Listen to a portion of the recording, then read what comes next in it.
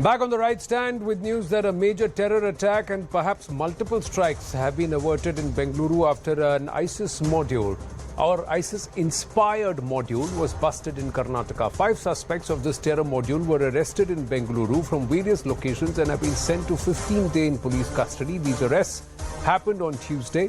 During the investigations, cops recovered pistols, ammunition and other incriminating material from the accused. The suspects during questioning also disclosed that they were in touch with Nazir, a terror accused presently lodged in Bengaluru Central Jail, and cops are also revealing that the accused were radicalized by Nazir himself.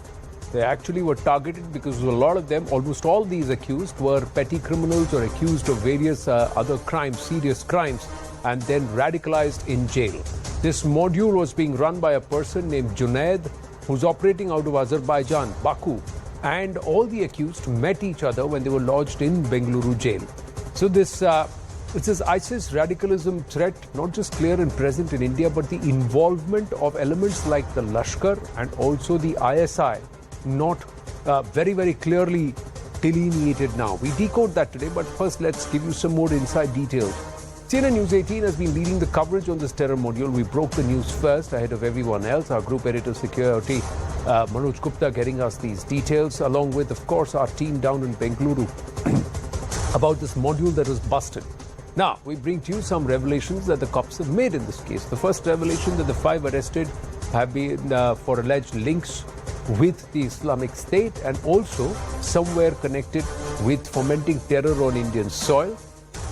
Module run by Junaid from Baku in Azerbaijan. Junaid was in touch with Pak ISI and he had also sent across explosives, grenades and of course walkie-talkies and pistols and ammunition have been recovered. There was more that was going to be sent via the Punjab and Gujarat border. Ammunition delivered in 3 consignments were given to understand. The blast accused Nazir ran the operations from Bengaluru jail. All accused radicalized by Nazir inside prison. Accused received instructions from abroad and Junaid sent 2 to 3 lakh via digital wallets. Intent was to attack a crowded place. That's also another revelation. The cops have filed an FIR and booked the accused under stringent UAPA Act. So who are the ISIS suspects in this case? Accused 1 is in Bengaluru jail. He is T. Nazir. Junaid is the second accused who's currently absconding. Suhail is the third accused who's been arrested. Umar is the 4th accused. Zahid is the 5th accused. Mudassar is the 6th accused. Fazil is accused number 7.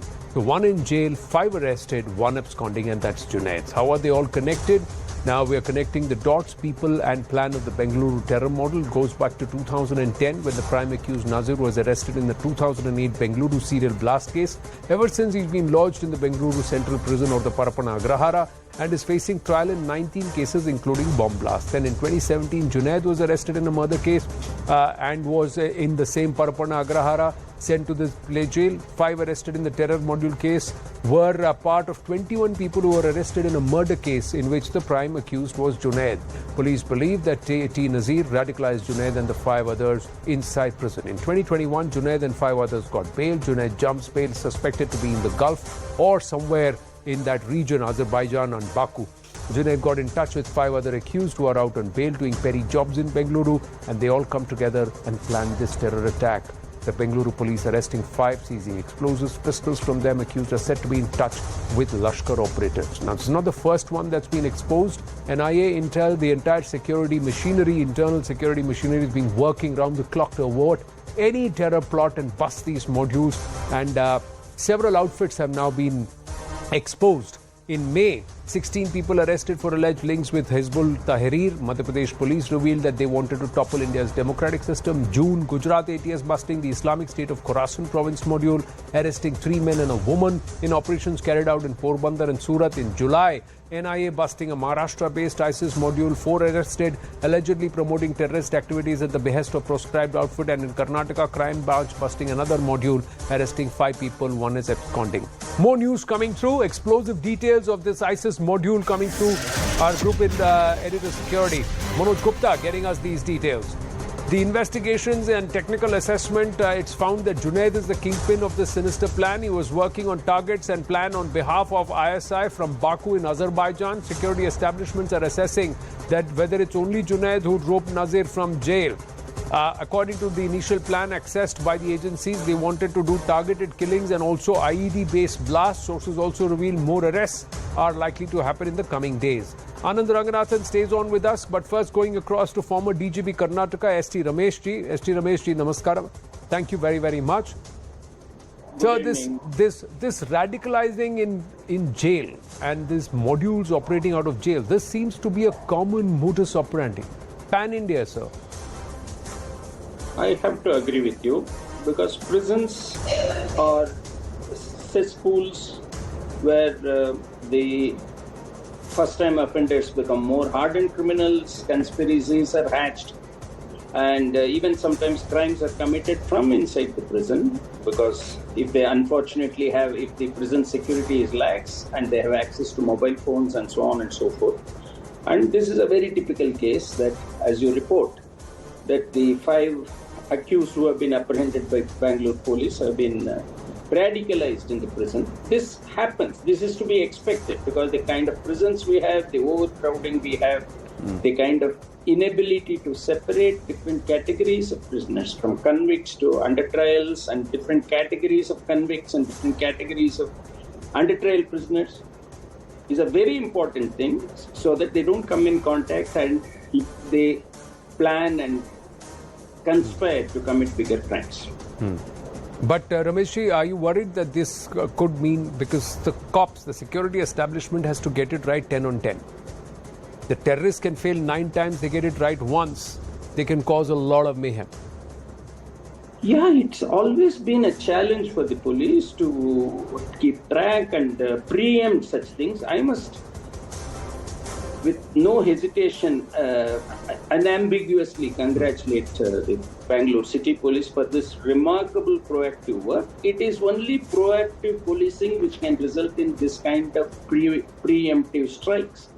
And they have been able to set up informants. They have a good good intelligence network through which they have been able to apprehend before they could cause any damage. So that's a very important thing, and I'm sure in this 15 days of police custody, effective interrogation will be done, and more information will unravel after effective interrogation, and we will be able to get more information and go to the root of the problem.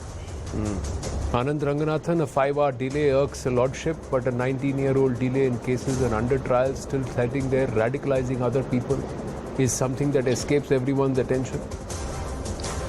No doubt, Anand. First of all, thank you for breaking this news, and I must, like my fellow esteemed panelists, congratulate our intelligence agencies and Bangalore police especially for arresting these, as you said, ISIS-linked terrorists in the nick of time. They have averted a major terror attack in Bengaluru. But as the saying goes, and as you mentioned it, the security agencies have to be right every time. The terrorists only once. Anand, in January 2020, Bangalore police arrested 6 SDPI men who, for mere 10,000 each, plotted to kill the young BJP MP Tejasvi Surya because of his pro-CAA stand. They in fact came to kill him at a rally, but couldn't. So nearly killed an RSS worker instead. SDPI is the other side of PFI, but it took 8 years even for the present government to ban the PFI. In spite of documented proof that the PFI is neck deep in acts of terror, bomb making, training camps, political murders, links with Al-Qaeda, Anand, the tragedy is that the Indian state sadly buckles when it comes to terrorism because of appeasement, placating a vote bank, or plain fear of being branded Islamophobic. And this is true especially for Congress. Do they have the guts to say terrorism has a religion? Kashmir is a living example of this. They might even certify that the slogan shouted on the night of January 19, 1990 from the top of mosques, Ralif, Salif, Galif, deaths to Kafirs, Pandit, leave your women behind, convert, run or die, Nizam-e-Mustafa, had nothing to do with religion. Air Chief Dhanoa is on record saying that the Indian Air Force wanted to bomb terror hideouts in Pakistan in the wake of 26/11, but was forbidden to do so by Manmohan Singh. India rewarding Pakistan for the 2008 attack on our embassy in Kabul by capitulating miserably in the Sharm el-Sheikh declaration. Tens of thousands attending the funeral of terrorists Yaqub Memon and Burhan Wani. The mainstreaming of PFI by being awarded by vice presidents. Sonia Gandhi crying tears of sorrow after the Batla House encounter. Terrorist Yasin Malik celebrated by India's Prime Minister. I can go on, Anand, and let us be clear on one thing. Poverty or illiteracy have got nothing to do with fundamentalism. Fundamentals have. You can be educated from Harvard or IIT and still blow up the World Trade Center or charge at the Gorakhnath temple shouting Allahu Akbar. Please understand, there is nothing called radicalization or radical Islam. If tomorrow I read Leninger chapter and verse, will I be called a radical biochemist? But our politicians don't have the courage to admit this. On the other hand, they have ample courage to brand Hinduism as a terrorist religion, to hail Aurangzeb who killed 4.6 million Hindus, to coin the phrase saffron terror. And just 20 seconds. In a way, I am glad that these terrorists have been caught before they perpetrated the act, because had they been caught in the act, they might have been wearing the Hindu sacred thread Kalava, so that our politicians could then have branded the entire act as perpetrated by Hindus or as an RSS conspiracy, exactly what they did in the wake of 26/11. See, you make a lot of points, you make a lot of valid points, and some of them are a serious concern also, Anand Ranganathan. But I'm just going to direct this back to Ramesh ji and ask him this: what is it that motivates this lot to go ahead and be as radical as they are? Are those who are into petty crimes easier fodder? Because in other modules we have seen, like Anand pointed out, educated individuals, people who are postgraduates, people who are engineers, people who are mechanical engineers to a certain extent, who knew this craft. Is there a way to counter this radicalism? And as enforcers of the law, do you have the law on your side when you want to catch somebody before they commit the act? Or do you get trapped there also by the law? Because they say you have not committed a crime, so how can you arrest them? How can you just claim somebody is radical and can do something and put them behind bars? Is that a challenge for you? Ramesh ji. You have posed a lot of questions. I'll stick to professional areas of policing and the challenges that police faces, and probably respond to some of the points you mentioned about radicalization and so on and so on. Yes, it's a challenge. Our legal system and our laws, criminal law, CRPC, IPC Evidence Act, and even the UAP type, suffer from several lacunas. That's a separate debate. We can have a separate discussion on what problems police face and etc. I'm happy that the judge, whoever the magistrate before whom these 5 accused were produced, has provided the maximum police custody. He has given 15 days of police custody, which is the maximum available under the Criminal Procedure Code. And this is some substantial, some comfortable period to interrogate and get at the root of it, because interrogation is a very, very back-breaking job, and it's not it just cannot be done in an hour or two or even a day or two. So agreed that there are a lot of challenges in our legal system in getting custody, in getting because people also get bail, so to prevent bail from being given, so that they can be kept inside, so that they don't come out, they are not free to commit crimes as free citizens. So all these are challenges, and getting a conviction, which figures in various debates and panel discussions, why the conviction is so low. Our criminal justice system has a lot of problems, the delay being one thing, delay being just one of the several problems in our criminal justice system. So there is a litany of problems which you can go on and on and on. So there are challenges. Let us suffice it to say that there are huge challenges which the security agencies, the police face while tackling such cases. Now, when you make a preemptive strike like this, the problem of proving that they were planning to make some strikes and cause huge damage, etc. Of course, fortunately, they have seized a lot of ammunition, some country weapons, and etc., etc. So this will be a good piece of evidence to prove to the court that they were planning something very big. We don't know. The interrogation will unravel those details. So there is a challenge, huge challenge, and it's a day-to-day problem for the police, from small crime to big crime, from small common law offences to terrorist offences. The challenge of bringing the culprits to book under the existing laws and making a concrete case before the courts and securing a conviction subsequently, these are all a series of challenges which police has been facing for a very long time and continues to. The position is the same even today. You mentioned about radicalization.